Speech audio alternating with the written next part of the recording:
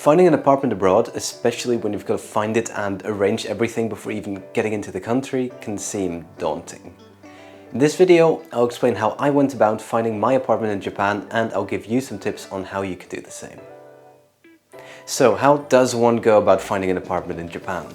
Well, it's 2022. The answer, of course, is on the internet. There's plenty of different websites for finding rental apartments in Japan catering to foreigners, and a quick Google search will turn up most of them. It seems like many of these sites just access the same database, so there may or may not actually be a difference between the listings. In my case, and this isn't an endorsement, I found my place on realestate.co.jp. Yeah, I know, it's a very original name, right? Keep in mind that actually talking to a real estate agent might help you find apartments that aren't listed online for one reason or another. So, what should you be looking for when searching for an apartment in Japan? Well, this all depends on what you want, but there are some rules of thumb. I'd say that distance from a station is probably one of the most important factors. Unless you really love long walks, you really don't want to be further than 10 or so minutes away from a station. Besides distance from a station, it might also be good to see how easy or difficult your commute will be from that place. How many transfers, if any, do you have to make? How much will the trip cost, etc. Really, nothing can be more exhausting than having to walk 30 minutes every morning and evening when going to and coming back from work or school. Okay, so number 2, what kind of neighborhood will you be living in? Neighborhoods in Tokyo can range from bustling with activity all day and night to so quiet you'll barely see any people when taking a walk in the middle of the day. Busier neighborhoods will usually have more amenities, think convenience stores, shops, restaurants, etc. Generally, the further you get away from the city center, the quieter it will be, but there are of course some exceptions. Just keep in mind that unlike in Europe or the US, you'll probably be walking and taking public transport everywhere you go. Another thing to keep in mind is furniture. Will your place be pre-furnished, which is usually more expensive? Partially furnished, this means basic kitchen hardware, a tiny sitting table and maybe a TV, or completely unfurnished. If your place will be partially or non-furnished, you've got to figure stuff out like where you're going to be sleeping and what you're going to be eating dinner with. The realtor might give you the option to pay to have a bed pre-installed, or there might be a free service available to have a bed frame pre-delivered from, say, a second-hand goods store.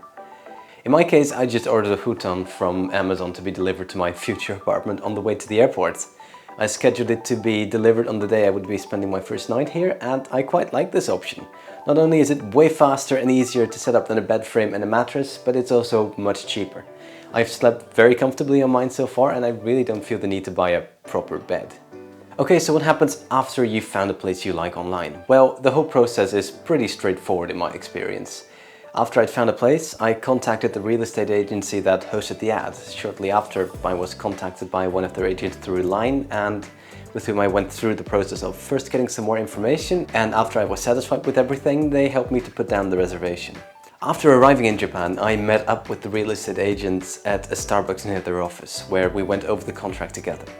The entire interaction was in English and really easy to understand. Once everything was alright and I'd agreed to everything, we went down to their office and I signed the contract and received the keys.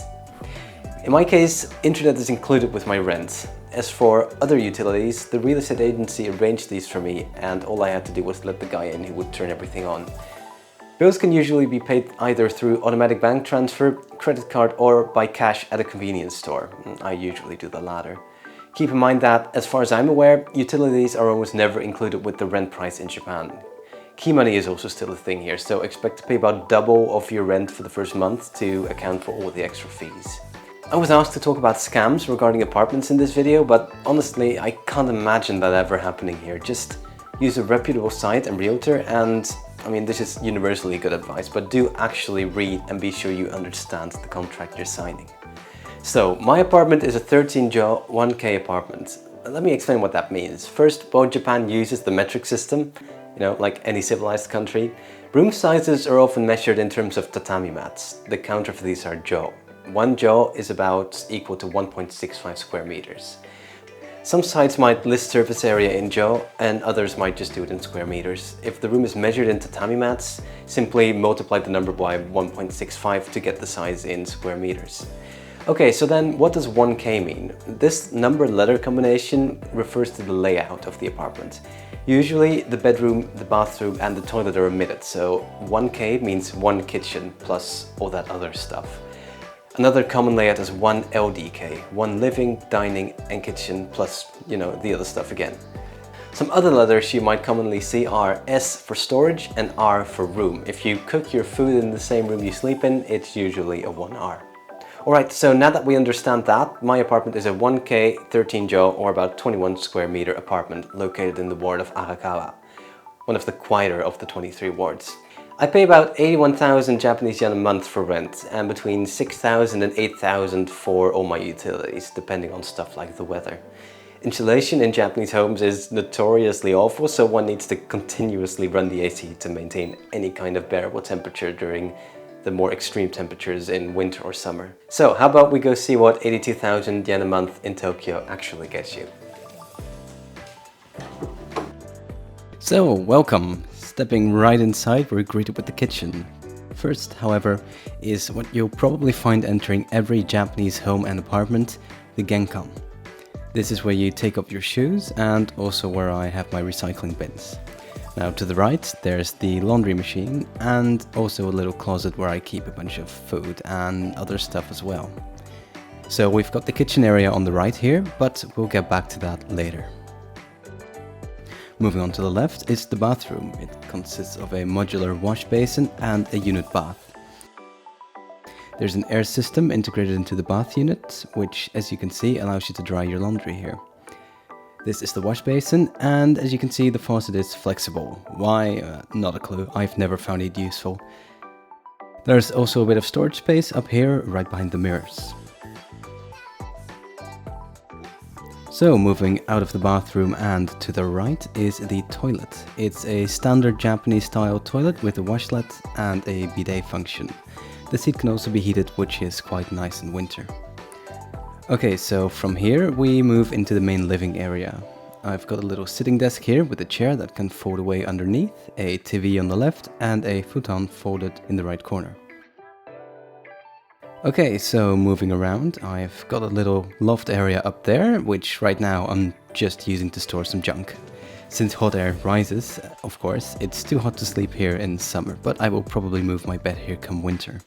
So moving back out of the living room real quick, we find ourselves back in the kitchen. It's a pretty standard Japanese kitchen. The stove is equipped with both induction and resistive heating, which is quite convenient, and it's got lighting and fan control integrated as well. On the left here, you can see I've got a little toaster oven and a microwave sitting atop the fridge and freezer. So moving back into the living area, this is the TV that came with the apartment. It's used to control the internet, and while it does support casting, I've never really used it. I don't watch TV. You can access the loft using a set of stairs. They're removable, so you can take them off and hook them up to the other side of the room to access a little elevated storage shelf. So my window is frosted glass, which I rather dislike, but that's just what you get with first floor apartments in Japan. It's got a little lock, and if you slide the door open, you can see I've got more laundry hanging here right above the balcony.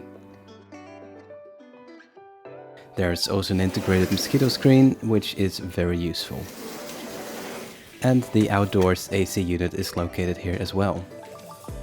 So closing this back up, there's also another little closet to the left of the window, which I use to store my clothes and some other items. Lastly, up above the window is the AC, which is probably the most important thing in the entire apartment. So this video has covered rental apartments. Renting an apartment is of course far from the only way to find a place to stay in Japan. You could also stay in a share house, a homestay or an Airbnb for example, but since I personally don't have any experience with those, I chose not to get into those in this video. If you do want to know more about the various options that are available or just have any other questions, be sure to let me know in the comments below and I'll answer whatever questions you might have to the best of my abilities. Thank you so much for watching, and with that, I'll see you in the next video. Yay, that was horrible! I should have just done my videos like this.